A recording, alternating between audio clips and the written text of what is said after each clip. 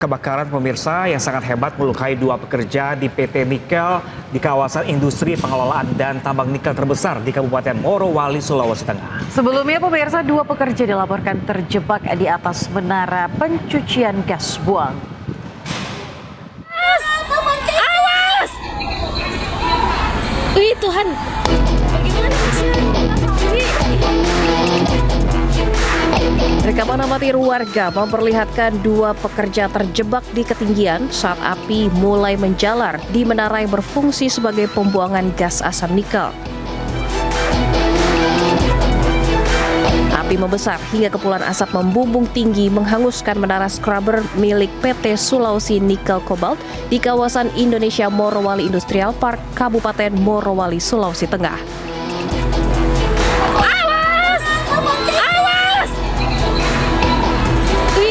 Keduanya dilaporkan berhasil selamat meski harus mendapat perawatan medis akibat luka bakar ringan yang dialami.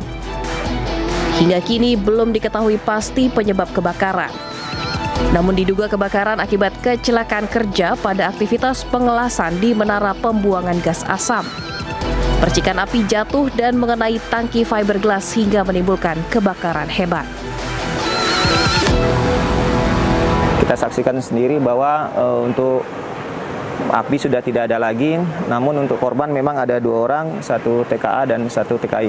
Luka bakar dan alhamdulillah masih dalam perawatan dalam kondisi baik. Awas! Awas!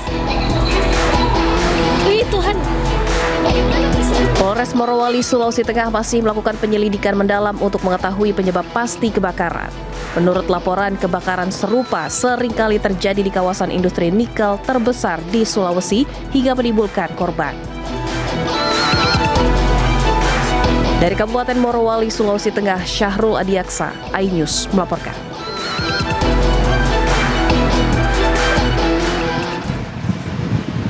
Viral di media sosial pemirsa, ajudan Bupati Purwakarta Brigadir Y digerebek istrinya sedang bersama perempuan lain di kawasan Ngamprah, Purwakarta, Jawa Barat. Ya, dan pemirsa, akibat ulahnya ini pemirsa, Brigadir Y diamankan Propam Satrimob Jawa Barat. Allah, kamu kok pulangnya ke sini? Hai, kok kamu nggak mau divideoin? Nih, Brimob Sat Polda Jabar Brimobnya. Terus ini lagi pengawalnya Bupati Purwakarta, ya Allah. Anggota Brimob yang juga ajudan Bupati Purwakarta ini digerebek sang istri saat bersama seorang wanita diduga selingkuhannya di sebuah rumah di kawasan Ngamprah, Kabupaten Bandung, Jawa Barat. Usai kejadian, Bupati Purwakarta Saiful Bakri bin Zain meminta penjelasan Brigadir Y lantaran kasusnya viral di media sosial. Oh, jadi itu yang datang ke situ istri. Oh, istri. Ya sudah, Om Jin tidak akan ikut campur pada persoalan pribadi keluarga Pak Yusuf. Ya kan? Dan juga karena itu kan persoalannya privasi ya, privasi Pak Yusuf. Jadi cuma Om Jin berharap bahwa di antara kalian tidak ada apa-apa dan baik-baik saja. Dan Om Jin juga tidak punya kewenangan untuk memediasi dan menyelesaikan persoalan ini, karena ada yang lebih berwenang, kesatuan Pak Yusuf, di mana Pak Yusuf bertugas, yaitu di Brimob. Kabid Humas Polda Jawa Barat, Hendra Rohmawan, menyebutkan pelaku yang merupakan anggota Brimob Jawa Barat saat ini sudah diamankan Propam Satbrimob Polda Jawa Barat. Proses pemeriksaan internal masih dilakukan di Polda Jawa Barat. Tim Liputan iNews melaporkan. Ya Allah. Pemirsa, diduga mengalami pendarahan hebat usai melahirkan seorang diri di dalam kamar mandi umum Terminal Kalideres, Jakarta Barat. Seorang wanita tewas bersimbah darah. Ya, pemirsa, jasad korban ditemukan di musola oleh penjaga kamar mandi umum.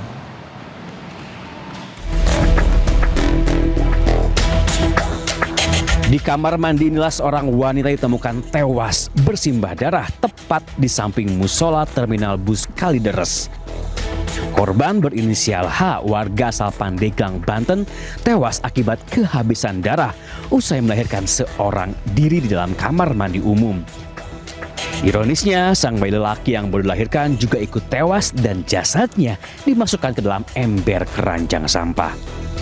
Menurut penjaga kamar mandi umum, peristiwa bermula saat korban yang berprofesi sebagai tukang urut pijat tiba-tiba saja tertatih-tatih berjalan keluar dari kamar mandi dengan berlumuran darah sambil mendorong ember keranjang sampah yang ternyata berisi sesosok mayat bayi. Melihat kondisi korban, penjaga kamar mandi umum sempat menawarkan agar korban dibawa ke rumah sakit terdekat. Namun justru korban menolaknya. Keluar dari WC ini bukan ini, bukan bunyi darah. Yang didorong itu apaan? Tong sampah itu tadi. Isinya? Ya nggak lihat kita kalau saya, tapi setelah di situ katanya ada bayi. Bayi. Iya. Jenazah korban dan bayinya telah dibawa ke Rumah Sakit Polri Kramat Jati Jakarta untuk keperluan otopsi. Sementara kasus tewasnya ibu dan bayinya ditangani pihak kepolisian Polsek Kalideres, Jakarta Barat. Di Jakarta, Miftahul Ghani, iNews melaporkan. Selanjutnya pemirsa, bulan madu berujung maut. Sang istri ditemukan tewas di penginapan dan suaminya kritis. Pasangan pengantin baru ini diduga keracunan gas dari pemanas air di kamar mandi penginapan.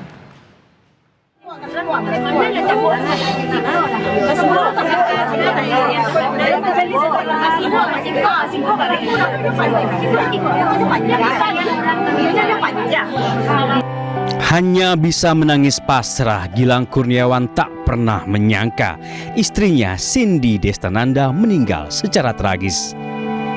Dengan tangan masih terpasang infus, Gilang terus mengelus wajah sang istri yang baru dinikahinya sepekan lalu. Walaupun tubuh masih lemas, Gilang tampak menguatkan diri mengantarkan sang istri ke liang lahat.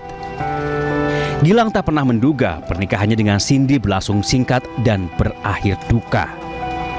Sebelumnya, keduanya berbulan madu di salah satu kamar glamping di Lembah Gumanti, Kabupaten Solok, Sumatera Barat. Baru semalam menginap, keesokan harinya pelayan kamar menemukan pasangan ini tidak sadarkan diri di dalam kamar mandi. Keduanya langsung dilarikan ke Puskesmas Alahan Panjang. Naas, nyawa Cindy tidak tertolong. Perempuan 28 tahun itu meninggal di perjalanan. Sementara sang suami berhasil selamat namun dalam kondisi kritis. Polisi langsung menggelar olah tempat kejadian perkara. Dari visum luar, tidak ditemukan tanda kekerasan di tubuh korban. Dugaan sementara, keduanya menjadi korban keracunan gas karbon monoksida dari pemanas air di kamar mandi berbahan bakar gas LPG. Untuk mengatur penyebab kematian korban, kita belum bisa memastikannya. Karena dari pihak medis belum bisa memastikan atau menyimpulkan apa penyebab meninggalnya korban ini. Hingga kini polisi masih menyelidiki penyebab pasti kematian korban. Dari Solok, Sumatera Barat, Budi Sunandar, iNews melaporkan.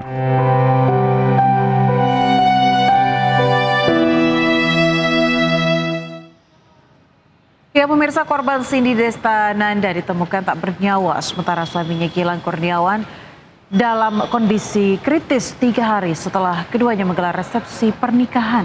Ya pemirsa, berikut kronologi lengkapnya.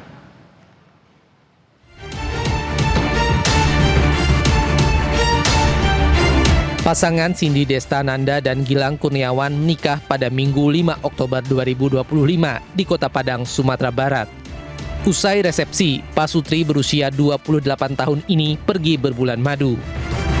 Mereka tiba di penginapan bernuansa glamping di kawasan wisata Lakeside Alahan Panjang, Kabupaten Solok pada Selasa 7 Oktober 2025 pukul 13:25 waktu Indonesia Barat. 5 jam kemudian pada pukul 18:30 Cindy sempat memesan makanan ke resepsionis, sejumlah makanan dan air mineral. Keesokan harinya pada Rabu 8 Oktober pukul 7:15 seorang karyawan glamping datang mengantarkan sarapan. Saat pintu diketuk, terdengar suara pria dari dalam kamar yang menyebut sedang mandi. Karyawan pun meninggalkan makanan di depan kamar. Namun pada pukul 7:30 karyawan kembali untuk memastikan pesanan diterima. Usai mengetuk berulang kali tanpa jawaban, pihak penginapan memutuskan mendobrak pintu. Begitu pintu dibuka, Cindy ditemukan tergeletak tak bernyawa di belakang pintu kamar mandi, sementara Gilang terkapar lemah di lantai dalam kondisi kritis. Cindy dinyatakan meninggal dunia pada pukul 8:35, sementara Gilang dirujuk ke RSUD Arosuka untuk dirawat intensif.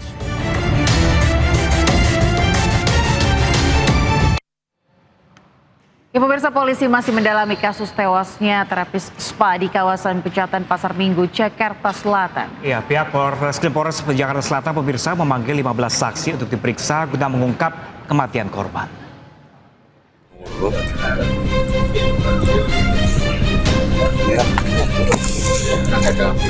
Kasus kematian terapis spa berinisial RTA di Pasar Minggu, Jakarta Selatan masih terus diselidiki polisi. Tidak hanya mengusut penyebab kematian korban yang berusia 14 tahun juga mendorong pihak kepolisian menyelidiki dugaan tindak pidana perdagangan orang atau TPPO dan eksploitasi terhadap anak. Guna menyelidiki penyebab kematian korban, polisi masih menunggu hasil otopsi pasca gelar perkara kasus kematian terapis spa Delta di kawasan Pejaten, Jakarta Selatan. Selain hasil otopsi, polisi juga telah memanggil saksi sebanyak 15 orang, khususnya beberapa saksi yang tinggal bersama korban di dalam gedung Delta Spa. Pihak manajemen spa tempat korban bekerja juga telah dipanggil tim penyidik untuk melakukan pemeriksaan. Pihak manajemen dari karyawan yang ada kan sudah 15 saksi yang kita periksa. Kita sedang memanggil lagi dari orang-orang atau lingkungan-lingkungan yang terkait dengan si korban ini. Jadi yang sementara ini keterangan yang sudah kita ambil adalah dari saksi berjumlah 15 orang. Dari teman sesama terapisnya, dari manajemen perusahaan itu sendiri, ataupun dari orang-orang seperti security dan sebagainya. Sebelum memutuskan langkah hukum lanjutan, Polres Metro Jakarta Selatan masih menunggu hasil otopsi dari Rumah Sakit Polri untuk mengetahui penyebab kematian korban. Dari Jakarta, dan Helmi Sajangbati, iNews melaporkan. Kita beralih ke informasi lainnya, pemirsa. Gubernur Jakarta Pramono Anung akan turun tangan menyelidiki dugaan eksploitasi anak di bawah umur dalam kematian terapis Delta Spa Pejaten, Jakarta Selatan. Ya, sementara polisi menyebut pemirsa korban tewas setelah terjatuh di Rumah Sakit Kebugaran Delta Spa.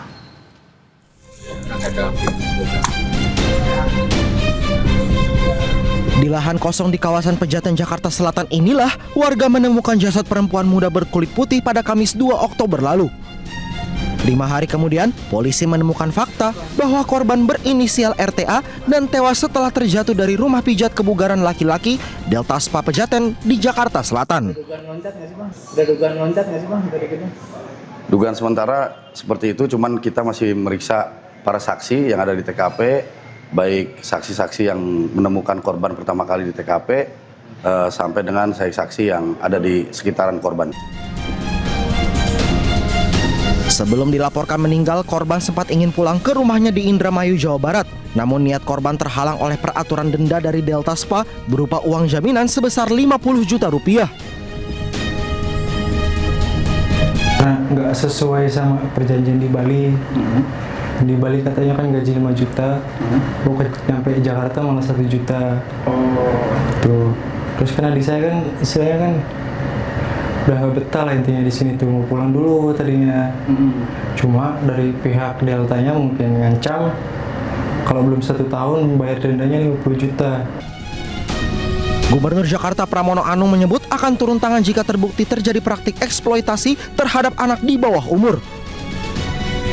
Jadi undang-undang sebenarnya sudah mengatur itu, dan undang-undang itu kan sudah jelas, tapi memang di lapangan harus diakui dalam kondisi masyarakat yang seperti ini, kondisi ekonomi yang juga membuat seseorang harus bekerja, dan itu adalah salah satu ekses. Dan kami tentunya sekali lagi meminta tetap apapun bagi anak-anak yang belum genap usia untuk bisa bekerja seperti itu, tidak melakukan itu.